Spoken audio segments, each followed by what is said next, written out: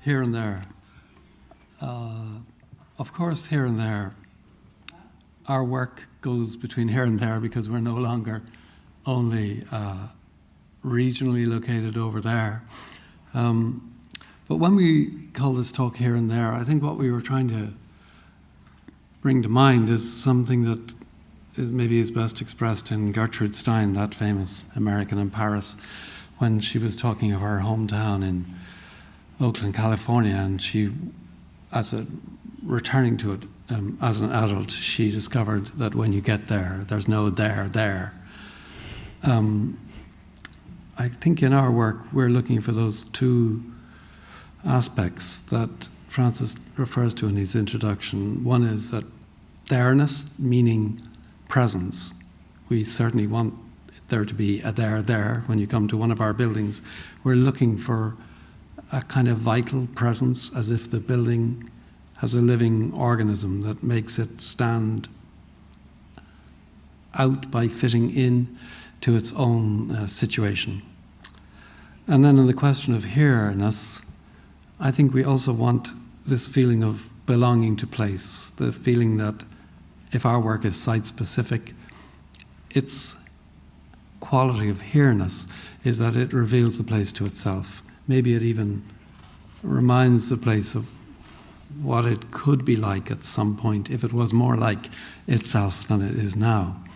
So we're people who read the world around us and our buildings as evidence of human intelligence, our combined intelligence, are devices for reading the world around them, to bring people nearer to the feeling of really being here, and also to make people feel the resonance of the presence of being something that's there. Okay, we're going to talk about 4 projects this evening. One we've just recently finished last month in Budapest, in Hungary. One that we finished a few years ago in London for the London School of Economics. And we're also going to talk about trying to make a sense of place in a placeless place, which is on the legacy site for the London Olympics, where we're making a new culture quarter in combination with other architects, which we'll describe at the end of the talk. But really close up to home, and speaking of belonging, for a good part of our early mid-career, we worked in the landscape of Connemara in the west of Ireland, and we worked for a community development group, and we made planning studies, master plan studies, strategic studies, and to some extent, at least the first phase of a realised master plan for the Furniture College in Letterfrack in the remote west of Connemara, just over those mountains. And in the course of that project, and maybe in the course of our mutual lives, we have become very attached to this landscape, to the extent of actually building our own window onto this landscape, where Sheila works and makes some paintings when she has the time. And now in this place, in this very special place, just across the bay from where Sheila's looking out the window, we've made a project for the university in Galway that Sheila is going to describe. So, as John has said, this, unlike the other 3 projects that we're going to show, this one is very much in a place which is familiar to us, which is part of our sense of here-ness, our sense of place in Ireland. So it's in this village in the west of Ireland called Roundstone, which is a very beautiful fishing village right on the water. And our project is to make an intervention, in the house on the end of the pier in Roundstone, which, is the house here of a very interesting and important Englishman who has lived in the west of Ireland for 40 years, a man called Tim Robinson, who is a writer and a map maker and a philosopher. And he has now decided to move on. He's finished with Connemara, so he's given his house to the university to make a kind of culture centre, a place where people with different kinds of intellectual interests will come together to discuss art and literature and poetry and geography and geology and science, and where maybe some artists or writers can stay in studios, and which will become a kind of centre for culture and discussion. So our proposal, this is the sort of before and after, this is what it's like now, this is what it will be like. This project is at a quite early stage. We just finished the initial design. We're just talking to the clients and the users about it. So for us, it's very much at the front of our minds. It's what we're thinking about right now. Tim Robinson, as I said, is an amazing man who started life as a mathematician and an artist. And then he went to the west of Ireland to live, to get away from everything. And he lived in the Aran Islands for many years. But in his early years, he realised that there were no maps of the island, and he spent a lot of time walking and trying to understand this very special landscape, and also talking to people and understanding the relationship between language and culture and naming. And they speak Irish in the Aran Islands, and he got very interested in the place names. So he decided he would make his own map, because there was no map. So he made a series. He started with the Aran Islands where he lived, and the map was about recording and noting the physical texture of the landscape, but also about names and culture and the Irish language names, and somehow making sure that these were recorded and not forgotten as people maybe move away from that language into English. So it's a kind of a close noticing, and it involves sort of history and philosophy and folklore, as well as literally map making. So this is the house on the end of that pier in which he drew those maps, in that room through the glass window. And 2 or 3 years ago, we did a project with our students in Dublin to look, when it first became clear that they were thinking of making this cultural centre, we invited a group of students to come with us and to look at the place where he lives and to come up with proposals to test the briefing and the place. And the first thing that we asked the students to do was to make their own map of the house that Tim and his wife Mairead live in. So the students made very detailed measurements of the house, but they include everything. They drew, like his maps, every book on the table, every stone on a shelf, every piece of sculpture or folklore or personal memorabilia are recorded in this set of drawings. So there is a kind of record, not just of the physical structure of the house, but of the life that Tim and Mairead live in the house. So and then we presented the drawings to them as a kind of new form of map making. For example, in the bedroom, the students drew the pattern that's on the bedspread on their bed, which they could recognise. So this was a kind of starting point. It's something we talk about a lot in our work, is the concept of close noticing, of looking really closely and observing the physical reality of a place as a way of understanding, getting in behind its physicality into some more deep understanding of places. This is a portrait of Tim in that room, and in a way, this is for us, a really important painting, because I think for many people in Ireland involved in different kinds of art and literature, he has invited them to this house. He already holds events and colloquia, and his presence is almost indivisible from this room. So as we move forward into thinking about how to now let his house have a new life, the sense of, on the one hand, preserving what's there and then also adding to it and moving on is really important. And from this room, if he turned to the left, he would be looking out the window across the sea to the mountains, the 12 Bens, which really dominate this village. And then in the garden, which is further back from the sea, he made this sort of strange mathematical garden, which is made from simple concrete blocks, but it's very much based on a kind of numerical, mathematical pattern and very precise. And it's something he did when he was making his maps and writing his books as a way of kind of clearing his head. He went out in the evenings and made the physical work of building this mathematical garden, which we thought, in terms of thinking about the future of the site, was a really important starting point. So we started to work on this, just thinking about the way that the mountains come into the house and come into the site and come into the place.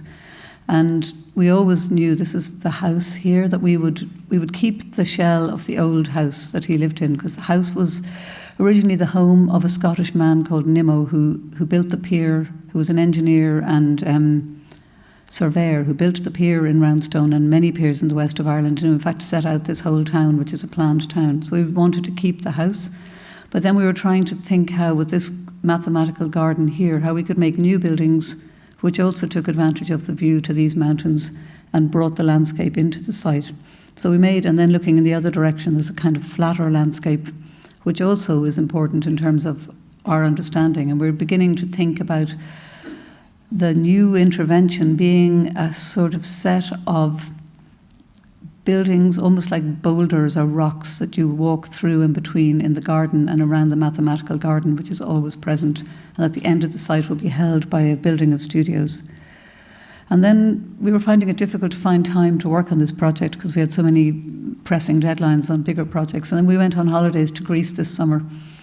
And we just took the time when we were there to really try to bring out our ideas. And we ended up making models using these beautiful stones that we found on the islands near where we're staying. This is a piece of obsidian from the island of Nisseros, which in a way embodied a kind of form. It's a natural stone, but it's chamfered and cut by nature and by sea in a way that spoke to us about the kind of forms we wanted to make.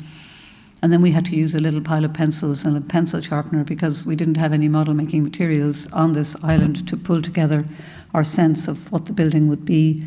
And we started to make sketches of how we wanted the new buildings to have this quality of, we wanted to make it in concrete and have the quality of being like rocks or stones in the landscape and in some way growing out of this landscape and out of the cliffs.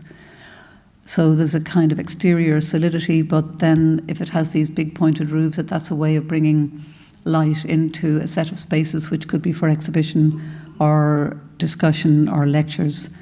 And then we had the idea there would be a little room at the top where you can look at the stars and look at the mountains. And so while John was making those sketches, I was making watercolours while looking at these stones in Greece and thinking the whole building would be like a sort of carved out solid piece of concrete sitting above this little cliff at the edge of the site.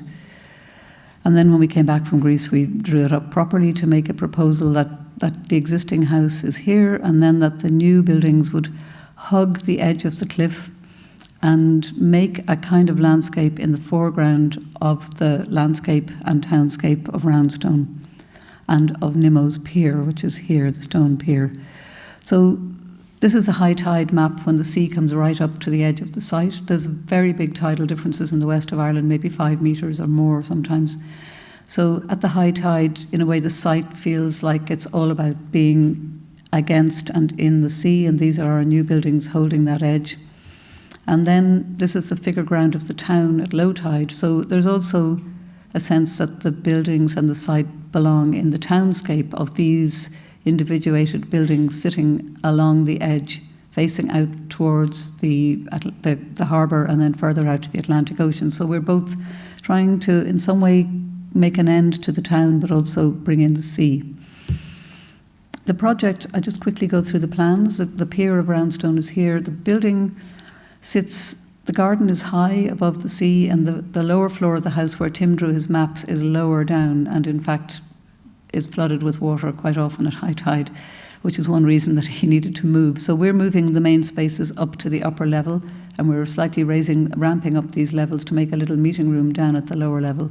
But mainly you will enter from the pier into a forecourt with a lift, which takes up the geometry of the new project, and then a set of steps like a kind of forum, like a little external auditorium where people can collect and meet and talk outside. So when you come to the top of the stairs or the lift here, you walk around the old house and in a new entrance hall which looks back towards the mountains in this direction or across the bay this way. And then from here you can go into the new room with the big pitched roofs, which is the meeting room and lecture hall, which opens out onto a new forecourt garden overlooking the sea. Or you can enter Tim's house, which is now like a little cafe with a kitchen and tiny kitchen information desk in the foyer. And then the existing library and living room where all his book collection will be preserved with his chairs and with his stove and with his books as a place that scholars can visit by appointment. And then the stairs winds up to the sky viewing room here.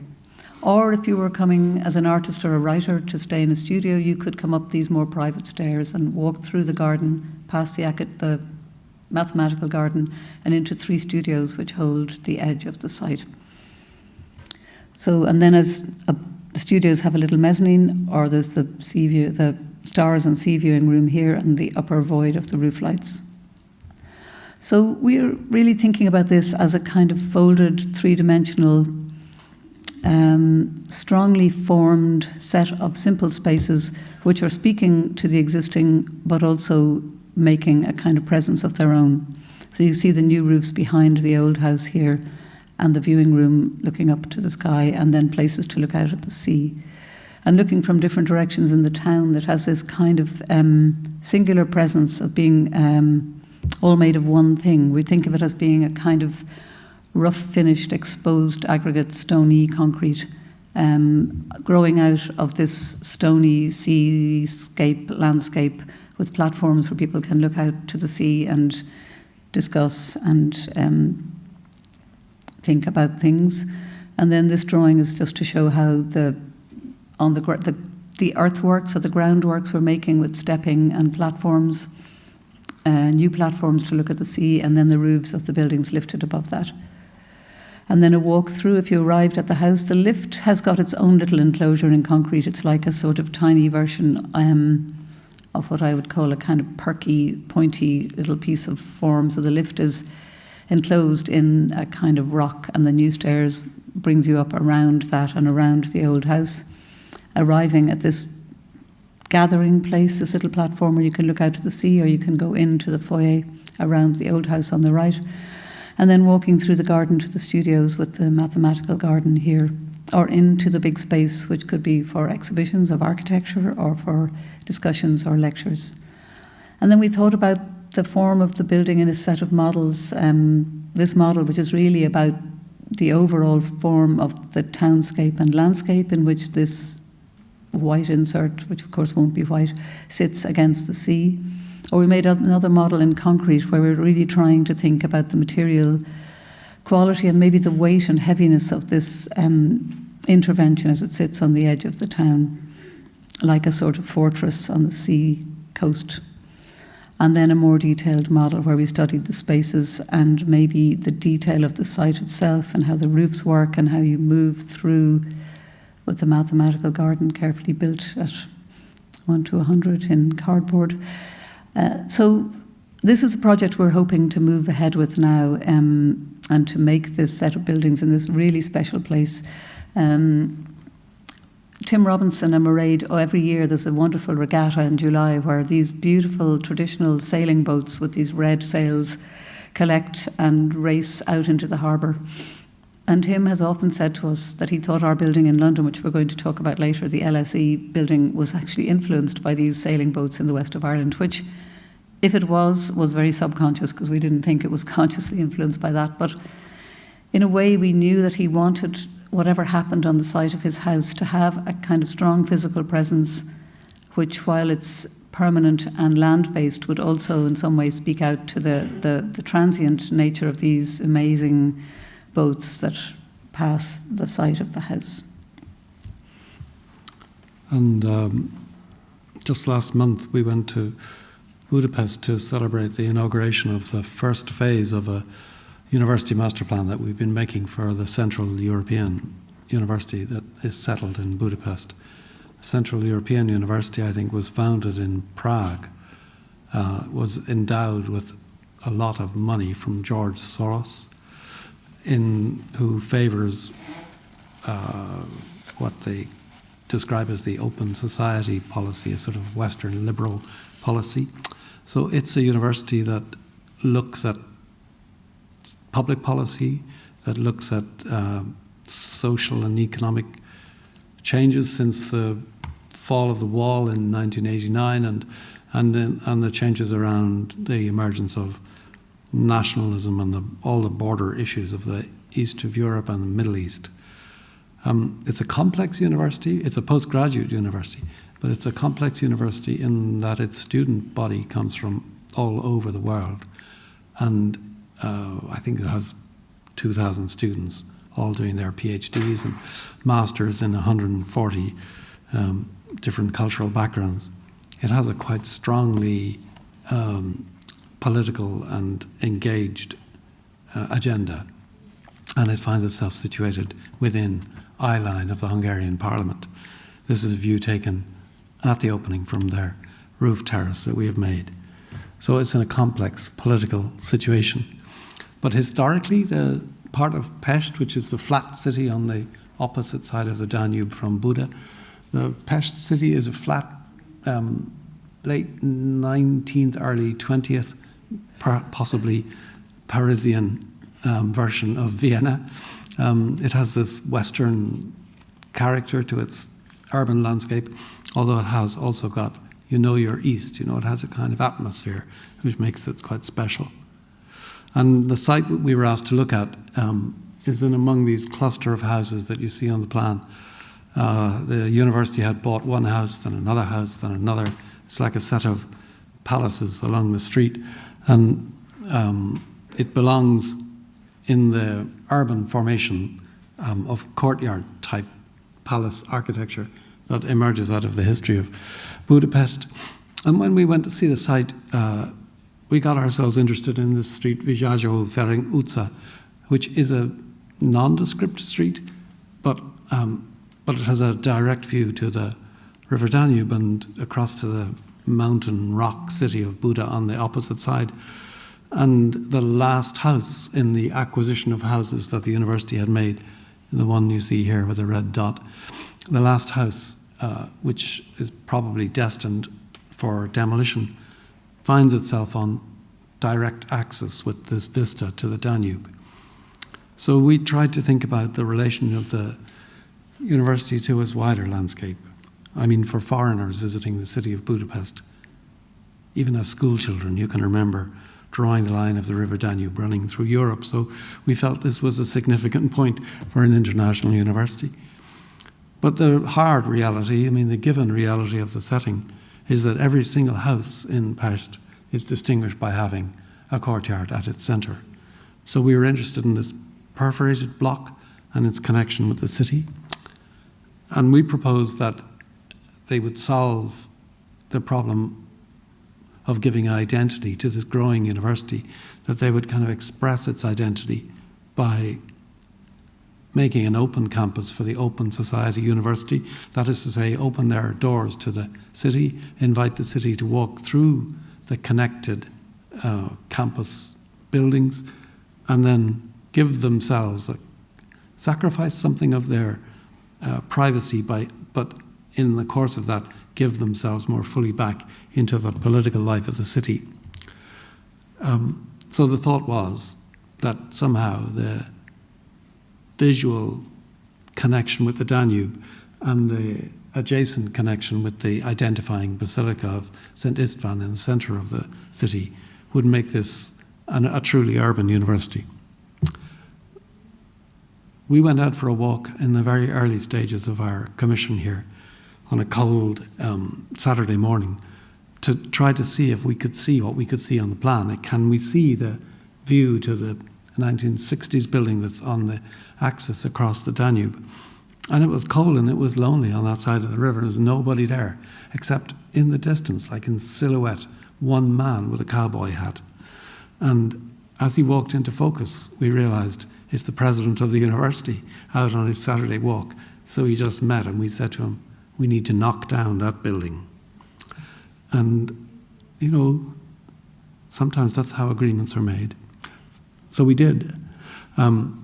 Here's the building knocked down, taken from the crane.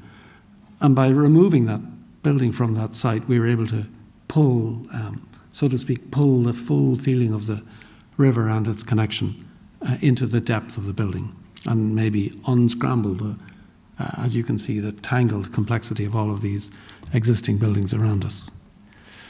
This is a World Heritage Site. Well, let's say it's border to the World Heritage Site of the historic centre of Budapest.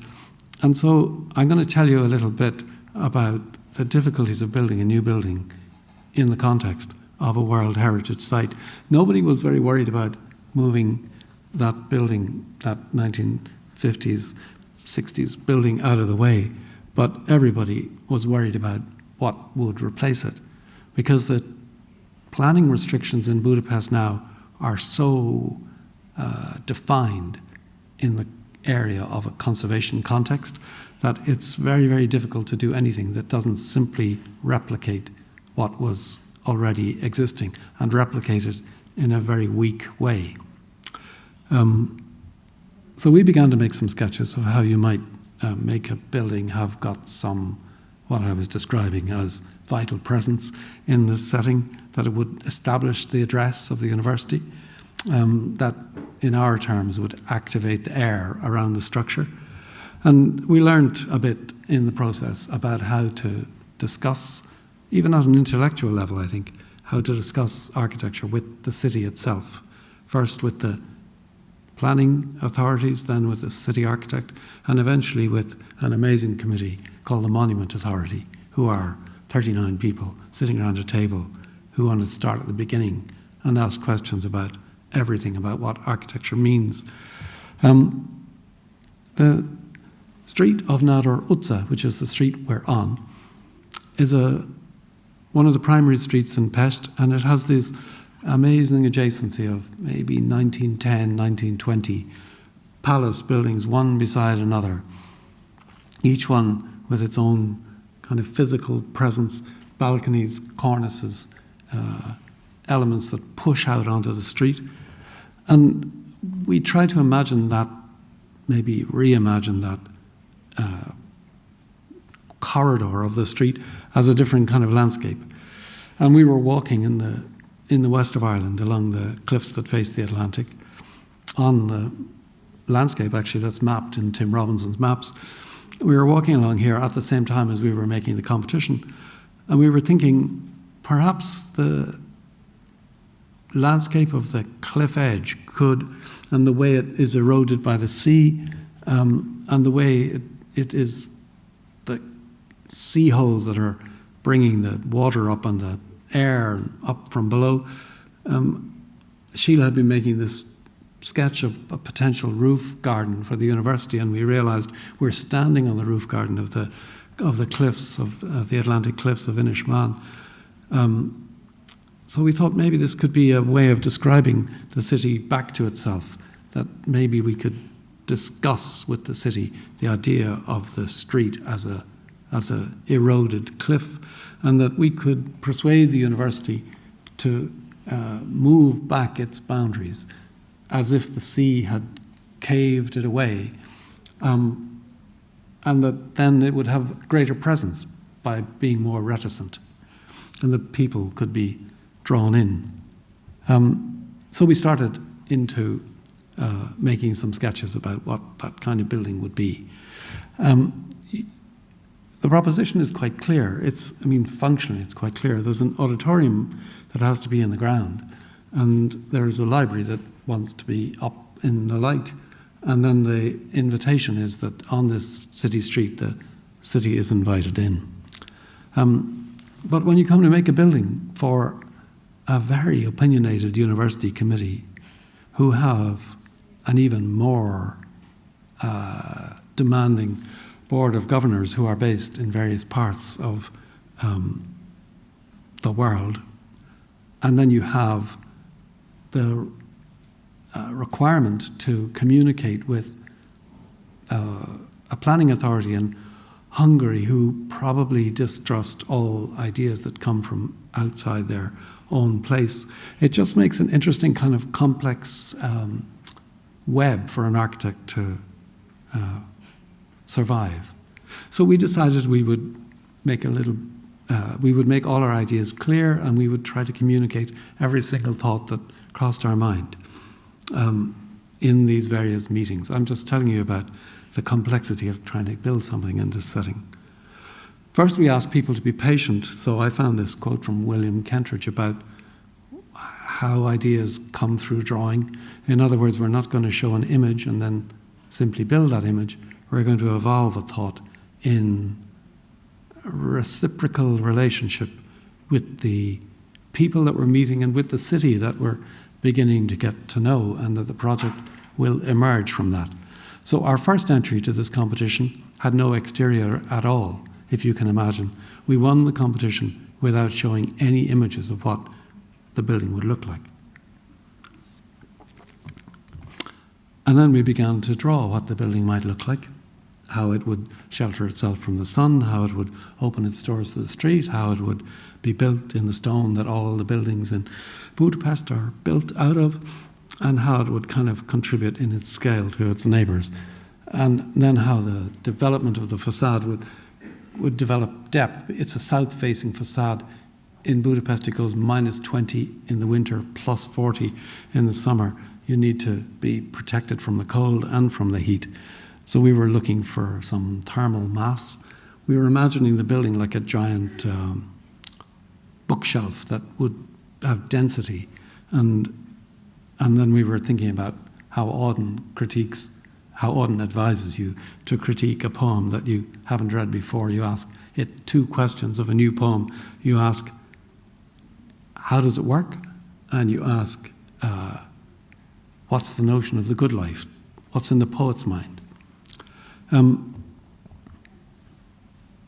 we tried to think about the composition of this project, because all of the courtyard buildings in Budapest have a central courtyard and therefore a central entrance on the central axis. But because our brief on this 25-metre wide site had to have a big auditorium larger than this one, we couldn't enter on the centre. We had to place the auditorium and slide in by the side. So our entry was always going to be off-centre. And we tried then to think about the composition of parts in the way that Ruskin defines composition as being an arrangement of unequal parts. And then we tried to think, even if we took the building next door, which is part of the refurbishment of which is part of the same building phase, if we took it as our balancing friend, and so we could move elements of our work from the old building back to the new building and so on, that somehow or other we could develop a conversation between the compositional lines and the mathematical, numerical balance of numbers that goes with urban architecture. All these buildings are 25 metres wide by about 25 metres high. And on the top would be a roof garden.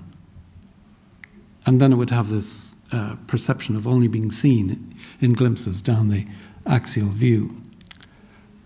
So I thought it was worth showing you that, because we thought about this for a long time, and we had an interesting conversation with the city about this, and we developed a feeling of trust between ourselves and the city. But the design kept changing, because our knowledge of the city kept developing, and our knowledge of our clients was developed through their open reactions to everything we drew, which was often completely negative, I think. I mean, we got phone calls from America saying, "You can't be serious. This looks more Hungarian than Hungary was when I first arrived." And we kind of worked on it with the idea that somehow or other it would come to pass.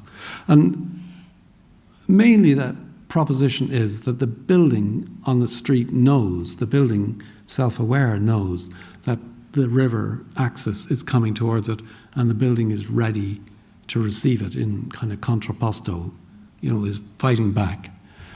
And so last week or last month, it stands there just as we had dreamt it, and it stands there in conversation with the building next door. So if we imagine it like this, and it has its proportional relationships like this, one way that we found helpful in the design development was simply that every time we went to Budapest, which were regular for all the complexity of meetings that you have when you're designing university, every time we went, we'd take time to find out something more about the architecture of the city. And we discovered this guy, Bela Laita, who actually made at the same time, he made two really interesting buildings. One of them, as you see, happens to be called Parisiana. But he made two very interesting buildings in Budapest. One for a music shop, a very beautiful music shop, where the 1920s, where the building gets lighter as it comes to the ground, because down in the streets there needs more daylight than you need up in the air. And then the other, where the representational club facade of the Parisiana, where the building built in local stone is present like a block of stone in itself. So we have two phases on our university where we have to make an administrative building and we have to make a representational building. So we kind of borrowed something from Bella Laita to say, well, we also have to make two buildings in Budapest, and we could make one that gets lighter towards the ground and one that has this block-like presence. And on the one that we've just finished, which is the first phase, we're working with this idea of the depth that we got from the Atlantic cliffs. In the middle of all this, we actually went to visit the quarry where all of the stone of all of the buildings in Budapest has been extracted apparently since Roman times. And when we got to the quarry, we had this image in our mind, if you know what I mean.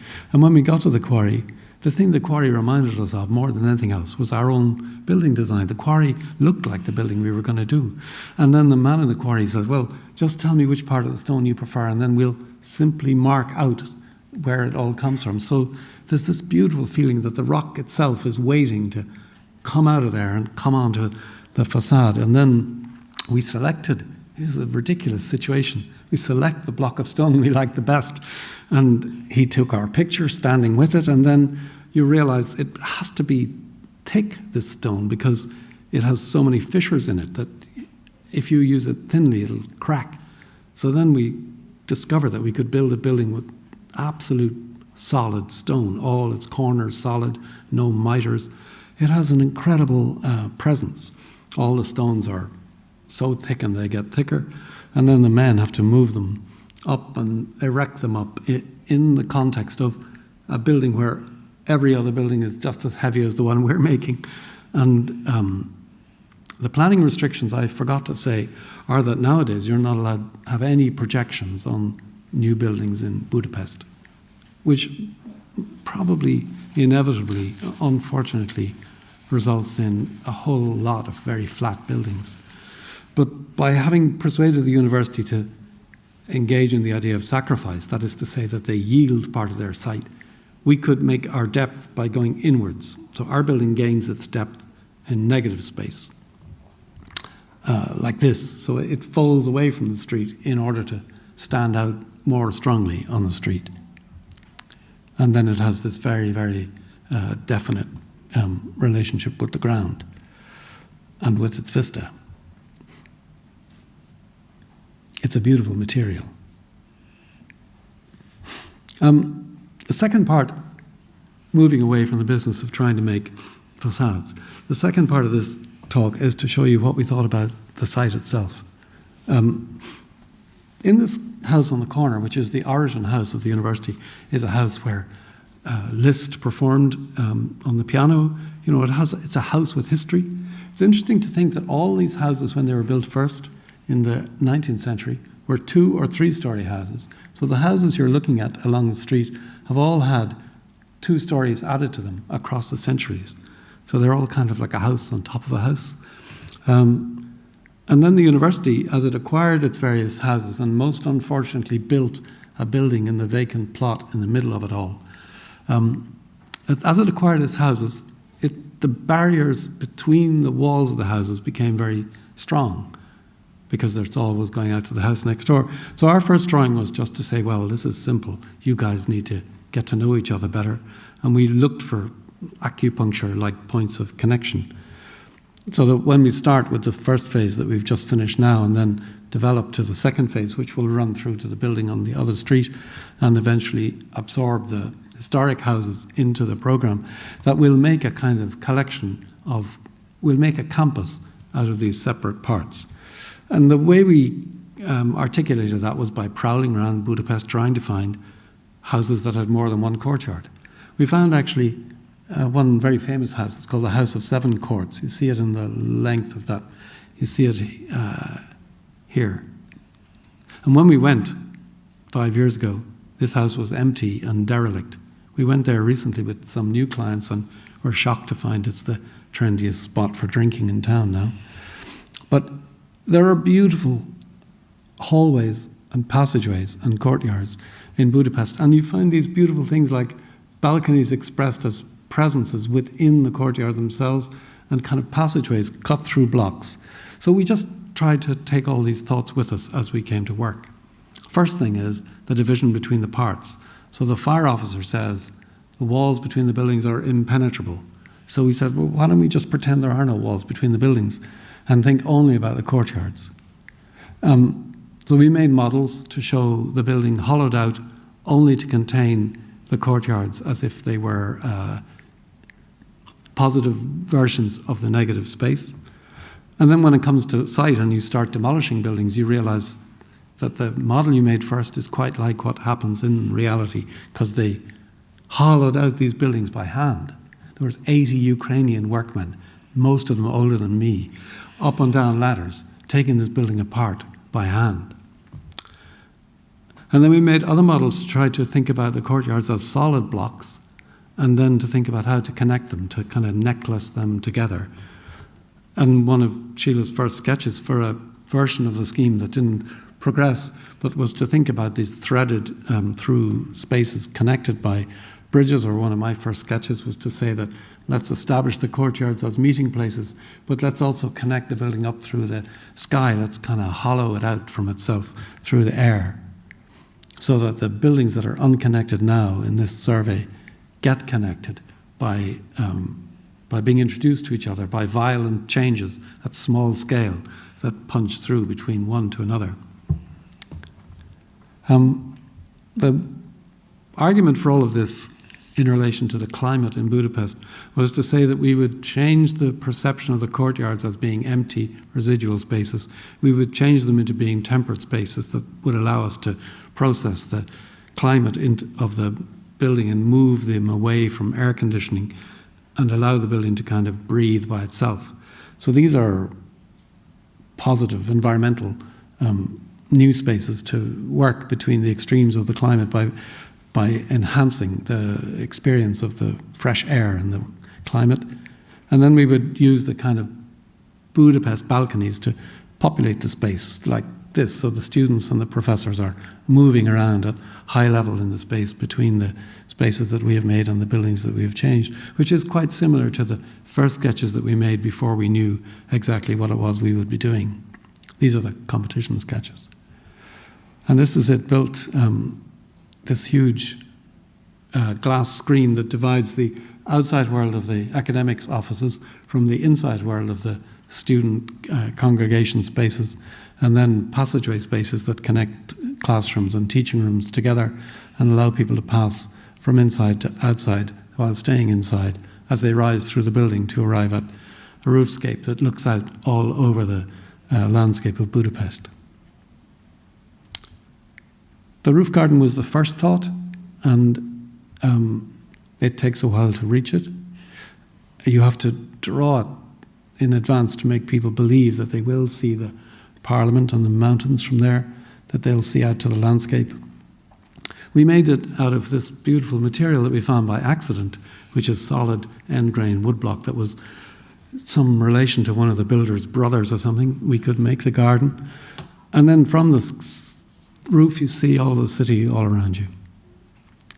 I'm just going to take you through the key spaces of this project without going on about it all night. But it is our new baby, so tolerate us. That's the imbalance of the plan because of the auditorium that you see.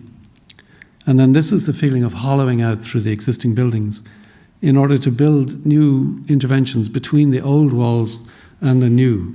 You're kind of moving on and off the structure of the new building as you wend your way through these complex spaces. And it has this feeling of something dangerous happening between existing and... Every palace in Budapest has a spiral stair, and we were kind of impressed by this that we found in one of those more ruined buildings nearby. So we thought we had to provide an additional spiral stair. Ours is contorted because the site is restricted, so ours is oval, and we made it in concrete. And the spiral stair is the invitation to the public to proceed to a certain level, like to the cafe level in the university. And after that, they have to be students, so the spiral stair stops. But it's an important element in the in the invitation to participate and to bring new and old together. That's the spiral stair. And the entry lobby squeezed in between the historic building and our new building. It working into a vertical light shaft. Our new building has three and a half light wells. So you're looking up into these shafts that connect you to the sky. And then the shafts become luminous, sort of solid glass elements within the project. And then down in the basement, down here, is the auditorium, which is a kind of an acoustic vessel for a performance, because the university is interested in orchestral music and chamber music. So it has to work for sound as well as for conference. And then on top of that is the library, which is the real soul of the whole university college. And it's entered in the middle level. And I just want to emphasize that when you enter the library at the top of the public stair here, when you enter it, you can see straight down the vista. And this passageway on which the library has its front is like the projected line of the street brought right into the building. It's like the library is a shop on the visual street raised up in the air. And you enter through the shop counter of the library, all made in concrete, into a kind of a locking stair that keeps you in an acoustically separate space. You wind up by that space, and then you are moving in the length of the plan through the various courtyards with people studying in different positions and getting light from above, overlooking each other or looking out to the Danube, looking in and across from the spaces to each other. I think I like this because this is what students are really like when they're doing their thesis. I mean, these students have only been 4 days in the library, and they're already asleep.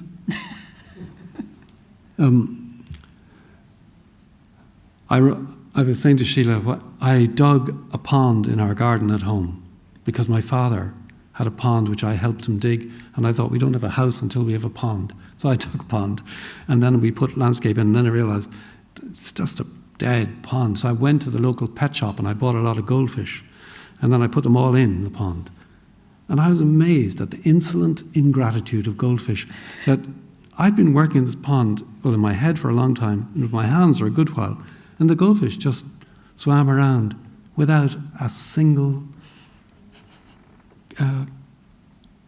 thank you. These thousands of students, they just sit in this library, each in their own favourite place, as if it was always there. And they have the Danube at their disposal.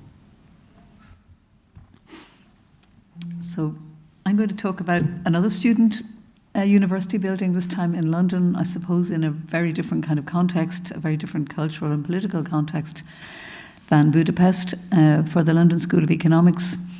And we won this in competition in 2009. And it was kind of interesting. We started looking at this competition and we just really didn't know what a student centre was. We couldn't kind of get our heads around what building type it is, because it really is a building, I suppose, to support student life. So it has a pub, it has a disco and nightclub, it has cafes, student support, student union offices, a gym, dance studios, a prayer centre. And so we spent a lot of time thinking, what is this thing? And we felt maybe it's almost like a kind of town hall for students. It's like a palace for students. It's like a sort of gentleman's club crossed with a warehouse. So actually it was kind of interesting not knowing what the building type was, because it made us have to kind of invent something. And then I think another factor was the site was in a very different from Budapest. It was in a kind of squeezed in strange geometry part of London, a sort of a little squashed corner where the site was very small for the brief that was to fit on it. So we felt we were kind of inventing something, but a couple of things were evident to us from the very beginning. One was we wanted to make a building which had a sort of singular form, and the other one was that we wanted to make a building in brick, because we felt that London was a city of bricks. I think we also felt that British architecture was strangely divided among British architects between an interest in the kind of high-tech, which is sort of, I suppose, people like Richard Rogers and Norman Foster, and which are very sort of steel and glass, sort of like neo-Victorian, or else people felt that the other side of that was a kind of historicist architecture. And we felt that you didn't have to do either of those things, and we wanted to make a building in London which was really London-y, that felt like it was part of London, but that didn't belong to either of those two things. It was more about, I mean, John talked about here and there. We wanted it to have a really strong sort of presence within this campus and within the city of London, and to feel to the students that they owned it, that they belonged in it. So, I mean, I talked about the context is this kind of, it's in a really beautiful place. And the London School of Economics campus is a collection of buildings which are just, the campus really is the streets and lanes of this quarter of London. So our site is obviously the one with the red line around it, and all of the buildings around here are part of LSE. So it doesn't have, like Oxford or Cambridge, a sense of courtyards and quadrangles. Its campus is the public realm of the city, and that was really interesting to us. And then the other thing is that it's in this sort of medieval street pattern, but right beside is this big street, Kingsway, which was cut through in the early 20th century. So that's a kind of 20th century rather violent intervention. And then there is the square of Lincoln's Inn Fields, which is more like a sort of Georgian orderly place, which has visible from the corner here across the square is John Soane's house, which I suppose is one of the buildings in London most known to architects. So it's a very rich context, and we found this map which we were really interested by, which showed how this new early 20th century, 1905, Kingsway was cut through. You can see underneath the medieval street pattern, which was continuing across here, and Kingsway just cut it. And it's a very big, very traffic-y kind of street that it's quite hard to cross. So it really had a violent effect on this part of the city, dividing this area from this side. And the blue cross represents our site. So our building is like the back of it is kind of pushed up against the geometry of Kingsway, and then on this side it has the influence or the power of all these little medieval streets. So the site, this was our site plan from the competition. So we're kind of working with the straight edge established by Kingsway, and then we're looking at the way that all these little lanes, which are part of the campus of the LSE, are how they kind of drive into the site and suggest a kind of dynamic, the need for a dynamic response. It's almost, there's a kind of urgent disorder about the nature of this site, which we felt in a way suited the idea of the brief for the student centre, which was this place which to be a palace for students. And from the very beginning, even at this early site plan, the yellow here represents the open spaces that are on the campus, and this one in fact is really a street, but there's a small space outside the library, and then there's no other open space. So we felt that although this site was very, very small, that we should actually make a bit like John talked about in Budapest, we should make an indent to make a public external space, however small, within the site of the student centre, so there will be a place to gather outside as well as functions inside. And indeed, this, what we call this kind of bow tie yellow shape, we suggested at that point that they should close this street to traffic, this one here, which was a traffic street, and make it pedestrian so we could make a bigger space. And then the model we made for the competition here describes how this is the indented space with this big canopy over it that was the public space where students could collect outside the building. And this is the competition sketch that I made of that same space, the entrance space to the student centre. And this idea of the forecourt, although it's quite small, was really important and has transpired to be very important. And it is not just a space, it's a built space. I mean, it is in this part of the city which is very dense and which is very small, and there is no big space. So putting this roof over it, which is a steel-supported timber structure with glass, gave a kind of intensity and a more usable nature to it, because it could be used in all weathers. And so for us, this sense of a forecourt was very important. It's something we've thought about a lot in our work. We've done a lot of schools and other educational and social buildings. And sometimes we think it's interesting that you provide a place where people can hesitate before they go in the door of a building and make up their mind if they want to go in, where maybe they become more comfortable. It's a kind of psychological thing, like a threshold or a contingent space, which where you don't have to commit to entering, but yet you are in a way within the architecture of the building. So we made this proposal that the architecture of the building would extend out. This is a street that previously had traffic. And that the architecture, through the materials, the brick floor inside, would come out and make these spaces which are part of the architecture and which are places that the students could assimilate or take ownership of. So we made these proposal for benches with lamp standards and trees and litter bins. And this happened during the relatively long process of getting the building through planning, etc. The client eventually agreed and discussed with Westminster Council that they would close the street. So we were eventually commissioned, when the building was already under construction, to make this landscape proposal for the closed street. So in fact the building does extend beyond its boundaries into the urban landscape. And when we were thinking in the competition about this idea of movement and the intensity of the site, we were remembering this wonderful place in Venice where we had stayed in the hotel when we were working on one of our Biennale projects, and the way that these buildings appear to almost slide past each other. There's a sort of sense of movement in what's obviously a static building by the way the geometry operates, and there's this sort of sense of convergence which we wanted to bring into our building in response to the particular character and geometry of the site. I found this book, Alexander Calder Sketching Animals, which I gave John as a present during the time we were doing this project. And Calder says about cats that a cat asleep has intense action. And we really like that idea that a cat, that even though it's not moving, it embodies a sense of action.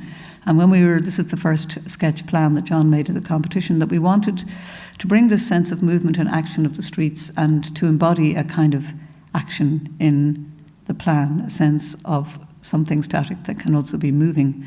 So these are the competition plans which we hope have this kind of action of movement. This is the first floor, but we were using even these arrows to suggest how the plan is made up of staircases which circulate and move around the lift with always a sense of movement and action.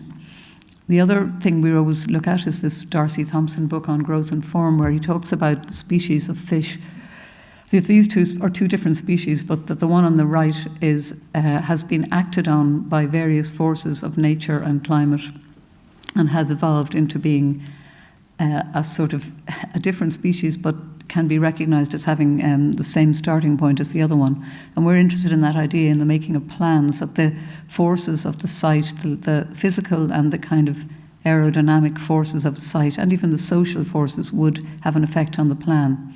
So these are some study drawings we made about the plan, that there actually is an underlying grid. There's a lot of order. There's a rectangular corner in the student centre building where all of the toilets and kitchens, and there's a lot of right angles in it, but that there is this grid where the forces of the site have acted on it and have twisted it to give this form which has a kind of, we hope, a sense of action in the site. And this is the street furniture that I referred to. The site had these very particular restrictions. First of all, there's the geometry of these small streets and the straight geometry of Kingsway at the back.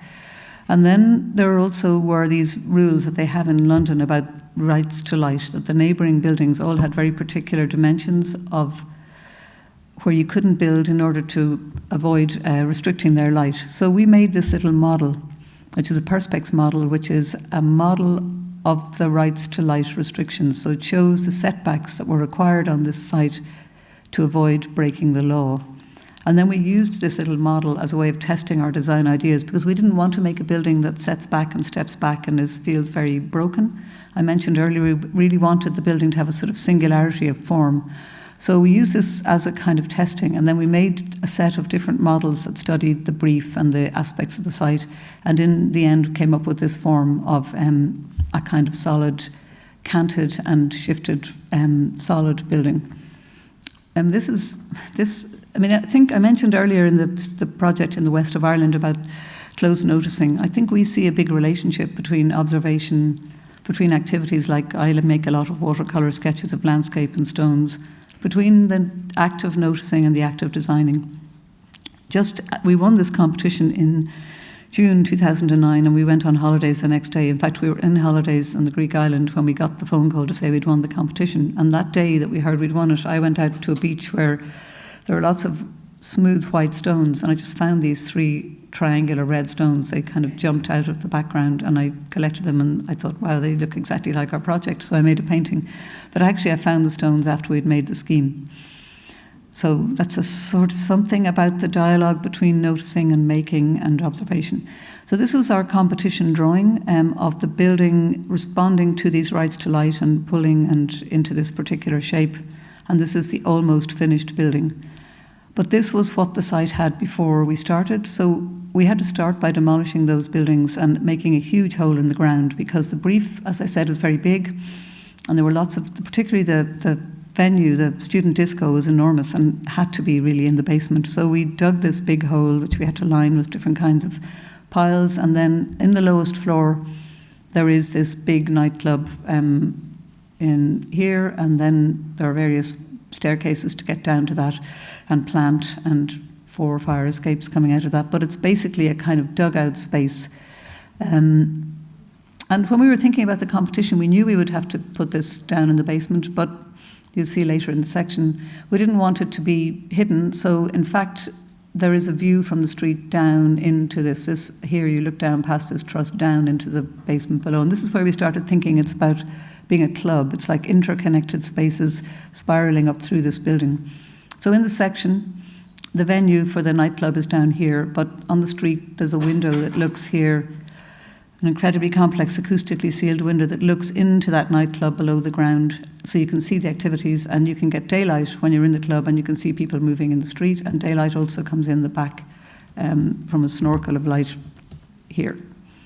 And then this section shows that the building has lots of different activities, and the ceiling heights vary as much as they could. The building is 29.9 metres high because it had to be less than 30 metres in order to comply with the Lord Mayor's regulations. So we really worked to make one high floor for the cafe, which meant some other floors were lower, to get a sense of variety and activity. And this is the nightclub, where from here you can just about see the window on the street with people moving past. And then from the street, this big staircase is the way down to the nightclub, which only goes down. It's a very big concrete stairs, which kind of like corkscrews down into this basement venue made in heavy concrete. And when we were thinking about the building at the competition, again, we were looking at the project that Matt Clark made here in Paris, beside the Pompidou Centre, where before these buildings were demolished, he carved these big openings through a series of houses, which we found really fascinating, that you could have something that remained, still felt solid, but had this kind of sense of a big hole cut in that. And so when we were trying to make our facades, which we wanted to feel they were made of solid brick, we had that sense that we wanted the building to feel solid and then to feel carved out as well. During the time that we were designing this, we were invited by Chipperfield to participate in the 2012 Venice Biennale. And we took this as an opportunity to explore ideas about the relationship between brick construction, about timber molds for bricks, and about the idea of spaces which are carved out, the concept of vessel, which we said, spaces which are carved out of a solid which has a different form. So we built a kind of vessel in timber which has a particular external form, and the space inside feels different. And this is, in a way, very relevant to what we're doing in the LSE building. And we incorporated in the exhibition references to Borromini's amazing Carlo del Quattro Fontana, and to Alto's beautiful vase, which is cast in glass in this carved out tree trunk.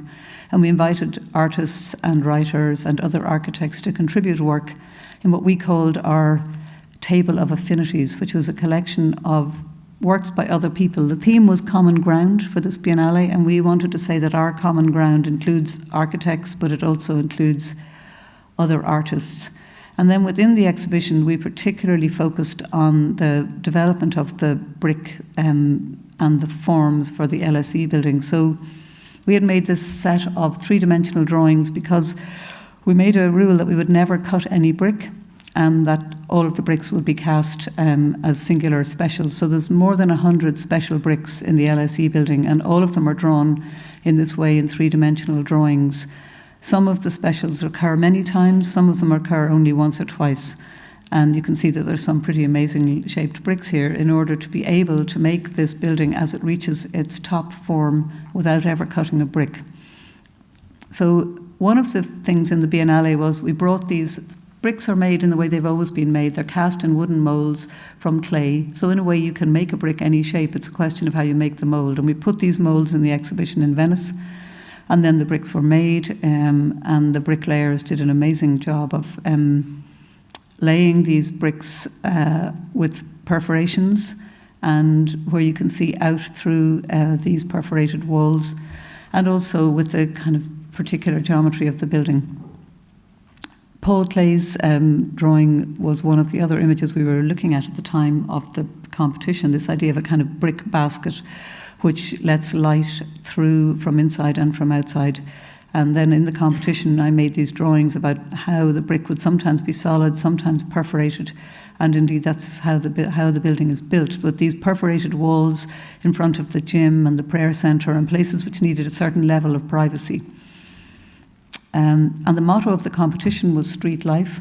And this is because you saw the context is such a dense set of narrow streets that you're never going to see the building as a single object. It was always going to be experienced through these glimpses and views down streets. So in a way, we designed it through these perspective sketches about how it's seen in part rather than the whole thing. So this is the finished building seen down one of those little streets with its canopy. Probably the most important idea is that because the building is very high and all the functions are public and everyone wanted to feel they were public, that the staircase is like one of the little alleyways of the site winding its way up around the lift, and that it's like a laneway and is public and open. And we were thinking at the time we were doing it about this vertically organised idea, and previous buildings we'd done, the Glucksman Gallery in Cork or the Photographers Gallery in London, which were all about upward movement, a sense of uplift, that a building can almost make you feel you move up. So this was a competition drawing of the stairs winding around the lift shaft, giving you a sense of movement and of presence. And so like the Duchamp New Descending a Staircase, that the stairs almost has a kind of movement. When we go to the same island with the stones, I make these maps which are about swimming and moving between boats anchored in the harbour, and the sense of the experience of being in a map and moving between things. We've realised as we develop our work that we're trying to make that sense of movement between solids in the plans of the buildings we make. So the lift shaft and the staircase, the fire stairs are like the solids, and the other stairs is the person moving and winding through these things. So as you move up this stairs, which keeps changing on every floor, it's like you're swimming in the harbour around these fishing boats. As you move around, the coloured fix, the sort of totem pole of the lift shaft, which winds its way up through the building. And the floor plates get smaller as you go up because the building is contracting because of the rights to light. The competition drawing on the left, the photograph on the right. And always you're referring the windows, you look back out under this canopy, up through the student union offices with views back out into the campus. And as you go up the stairs, you can see up, say in this case, to the gym above and to the meeting rooms below. So there's a sense of connection with the spaces in the building that's almost like everything is on display as you move up these stairs. And then at the very top, there's a second spiral stair, which brings you up to the attic, which is a cafe and a roof garden and a juice bar in the smallest floor plate, under the sloping tented roof, from which you look out over the City of London from the roof terrace and through these narrow windows where the building is kind of contracted to its smallest sense and back out across the Lincoln's Inn field towards Johnstone. And then the building seen from outside is like a kind of brick lantern light at night, where the light comes through these brick sort of fabric texture. And, well, tomorrow, is it tomorrow? Mm. We're going back to London to go on a train to the brickworks that made those bricks that Sheila talked about, because we have a larger project in London that we're trying to make out of bricks, and we're bringing our clients on a long train journey to find out just how interesting bricks can be. We won this competition on the Olympic legacy landscape, the Olympic Park, together with two other architects, Arquitectura from Girona, north of Barcelona, and Alison Morrison, Bob Allis and Graham Morrison. This is Olga Philippe and Josep Camps from Barcelona, and myself and Sheila, and they're trying to work out a collaborative way of making a large scheme which has got urban aspirations, a kind of civic project for the inherited landscape of the Olympic Games. So we worked between us in conversation, by email, by workshops in London, to try to develop a set of principles around which we could propose that the town comes to the park. The park is on the south side of this drawing, and this long strip of ground is the site for the project. The little point on the little belly on the edge of this is the snout of Zaha Hadid's aquatic centre. So the idea is that this will become a new urban edge to the amazing park that's left behind by the Olympics. We tried to put a route through this. We tried to make sure that the public buildings would belong on this route. We tried to give each building its own ground to stand on, and we tried then to give it continuity through making the whole thing out of brick. And we also, most importantly, tried to survive this process by enjoying it. So in the end, we made a kind of integrated urban project, which has got a big aspiration that from the park you look back at this new urban edge, sort of like you can in New York, that the backdrop of buildings from the park will have that sort of presence.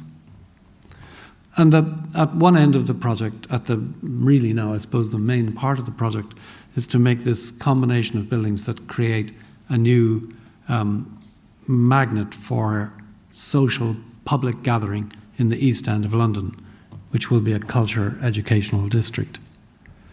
We made a kind of schematic diagram for how the buildings would work, because the bridges into the park, this is one of them, are about 8 meters above the river side level. And the park itself is also high. So there's a kind of a valley with a river in it between the park and the site. So we have to make buildings that stand on the ground but also stand on this raised podium, and we wanted the podium to become the new ground. So by analytical drawings of this kind, we're trying to develop an approach to terra firma, to solid ground public realm, and to make that public realm the point of connection between all these various public buildings. And then to combine the different functions of a college of fashion or a school of dance or a new museum for London, to combine their expressions together by uniting them through the use of a common material, brick, which is the material that London has always been built out of. So we changed, the name of the project was Olympicopolis, which is unpronounceable in any language. And we just changed it to Brickopolis, which sounds much more interesting, we thought. And we had in mind that, imagine the whole place just made solid out of the raw material of clay. And that the material, so that the Sadler's Wells and that the College of Fashion and the museums could come together to make town squares on the edge of the park. Well, since we won the competition, the project has been in progress, and elements of it have moved about, but the principles of it, I think, remain the same. principle may be outlined in these sketches of showing the relationship between public space and public building. Sketches of those combination of those clusters. We've been involved in developing the master plan with our colleagues, but more locally, Sheila and I have been given 2 projects to develop in our own studio. And this is an unusual situation for us working together because we're actually working on 2 adjacent culture functions on the same public space. One, a new dance theatre for Sadler's Wells, which is a very exciting, dynamic, modern dance company in London. And the other for a new museum for the Victoria and Albert Museum, which wants to set up a kind of satellite out here in East London. So as you view the project from across the park and this very large-scale culture quarter, the parts to the right-hand side of it, near the aquatic centre, the 2 buildings on the right will have to have their independence, and they have to be part of this larger scheme. So you see us working on this project and on this project with other buildings designed by Alison Morrison and by Architecturia, and with landscape urban space designed by Danish-Australian landscape architects. It's a large team. And you enter the new culture centre right under the cantilevered canopies of the V&A, and there on view will be the new theatre for Sadler's Wells. So first we're going to look at work in progress for Sadler's Wells. The very people we meet tomorrow.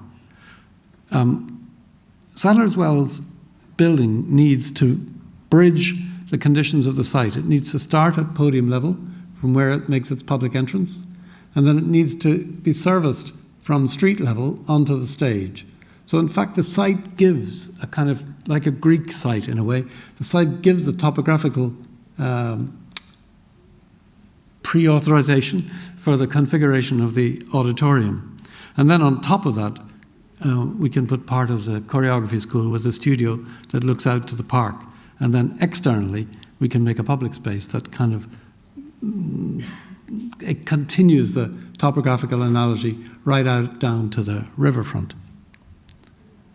So in this sketch of Sheila's, of the first organisation of the scheme, you can see that it's tight between dance studios, a kind of school of dance, and a foyer that runs between them, and then the auditorium that goes across, straddles the whole site.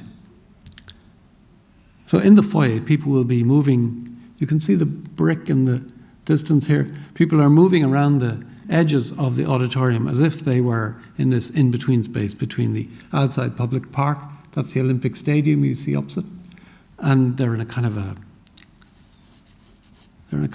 inside-outside space between the true public realm and between the magical realm of the theatre dance place itself. Dance needs a big stage. You couldn't dance here. You need a colossal stage, and then sometimes you need to even move the audience right out of the way so the dancers can have the whole hall to themselves. And we're trying to develop this idea of an acoustic environment for music and dance, which has a colossal fly tower, maybe not at the Garnier scale, but it's a big fly tower for a large stage. And we were wondering as we were strolling through Rome last winter how to express a fly tower, and we realized the Aurelian walls could help.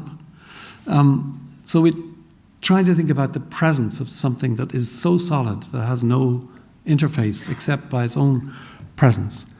Our building has got some very public faces to it, and then it has got some very closed elements. So we have a little bit of borrowed Roman grandeur to make the runaround in the architecture of the auditorium. And then we have simple studio windows that look out over the street on the get-in side of the auditorium. And then you climb from the street up onto the new public space. And as you arrive at that, you come to the front of house of the theatre, which looks out over the park, where there's a sort of wraparound architecture of glazed bricks that attach themselves to the solidity of the school. It has a shop front, really, for its auditorium, made in this green glazed brick, which backs against the solid wall of the bulk of the auditorium. So Sadler's Wells sits adjacent to the new museum for the V&A. And the V&A want to have another concept for the museum than their absolutely wonderful building that they have in Brompton Road. They want to have a building that the public is invited to participate in some more engaged way with the making of exhibitions and with the understanding of exhibitions. So our first thought was, we just took a little element that fascinated us from the V&A collection, which is this little Japanese incense-smelling box. This is a puzzle made in about 1720 that people passed around between each other to open the drawers and smell the incense and guess what the various scents could be. And we tried to imagine that, to take this object from the V&A collection and to use it as an analogy for opening up the whole collection out to the public. So we proposed a building that was made out of like an opened out chest of drawers, that the vertically organized new museum could be made evident in its external expression. And then the parts of the exhibition, the drawers that are on display, could deal with the complexity of the various briefs for changing exhibition, and then the history of design over time, which is passing through the journey of this new project. So first thoughts, like Sheila was describing about how to make a vertically organized museum around a legible public circulation route, are transferred to a slightly different scale in this project, but with similar diagrammatic clarity. During the competition interview, there were some very knowledgeable architect-critic types, or architect analysis types in the competition panel. Some of them, I think, must have known our LSE student centre that Sheila has just showed you, because we were asked by the adjudicator in the competition, said, "What, you've done this project and there's no angles?" And she was an American lady. And I answered that this project is full of angles, but they're all right angles.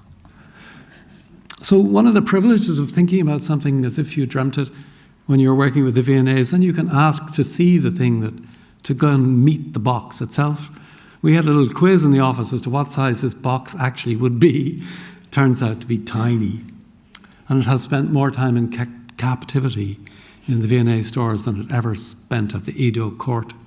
I think it was acquired in 1750. It was made in 1720, so it spent a lot of its life in a cupboard. And we wanted to take it apart to kind of use the analogy of the Japanese puzzle, to use it as a key into how to give form.